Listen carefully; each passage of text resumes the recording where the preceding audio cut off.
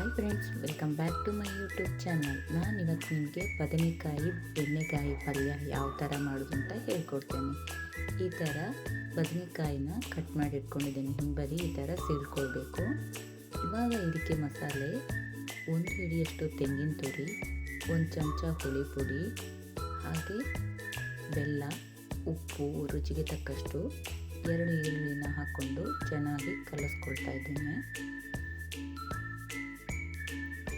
ನಾನಿಲ್ಲಿ ತೆಂಗಿನ ತುರಿನ ಮಿಕ್ಸಿ ಜಾರ್ಗೆ ಹಾಕ್ಕೊಂಡಿದ್ದೇನೆ. ಹಾಕುವಾಗ ಅದಕ್ಕೆ 3 ಒಣಮೆಣಸು ಹಾಕ್ಕೊಂಡಿದ್ದೇನೆ, ಕೊತ್ತಂಬರಿ ಬೀಜ 1-2 ಚಮಚ ಹಾಕ್ಕೊಂಡಿದ್ದೇನೆ, ಹಾಗೆ ಸ್ವಲ್ಪ ಹುಣಸೆ ಹುಳಿನ ರುಬ್ಬುಗಳು ಹಾಕ್ಕೊಂಡಿದ್ದೇನೆ.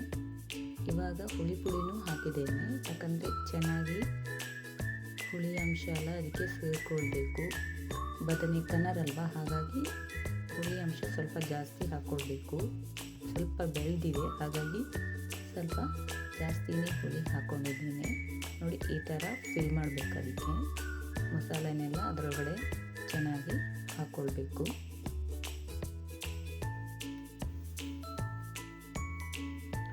ಪ್ರತಿಯೊಂದನ್ನು ಈ ಥರ ಹಾಕ್ಕೊಳ್ತಾ ಹೋಗಬೇಕು.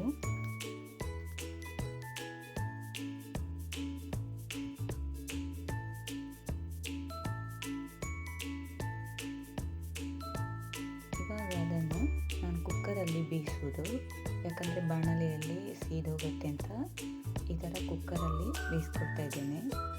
ಒಗ್ಗರಣೆಗೆ ಸಾಸಿವೆ, ಉದ್ದಿನಬೇಳೆ, ಒಣಮೆಣಸು ಎಲ್ಲ ಹಾಕ್ಕೊಂಡು ತೆಂಗಿನೆಣ್ಣೆ ಅದು ಒಗ್ಗರಣೆ ಮುಳುಗುವಷ್ಟು ಹಾಕ್ಕೊಂಡಿದ್ದೇನೆ. ಜಾಸ್ತಿ ಬೇಕು, ಎಣ್ಣೆಯಲ್ಲೇ ಬೇಯೋದು.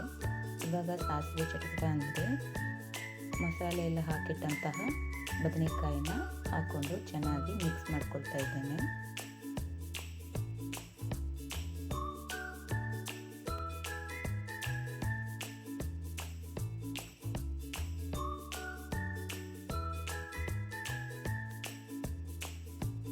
ಇವಾಗ ಇದಕ್ಕೆ ಕುಕ್ಕರ್ ಮುಚ್ಚಳ ಮುಚ್ಚಿ ಸೀಟಿ ಹಾಕ್ಕೊಳ್ತಾ ಇದ್ದೇನೆ. 1 ವಿಸಿಲ್ ಬಂದ ನಂತರ ಆಫ್ ಮಾಡಿಕೊಳ್ಬೇಕು.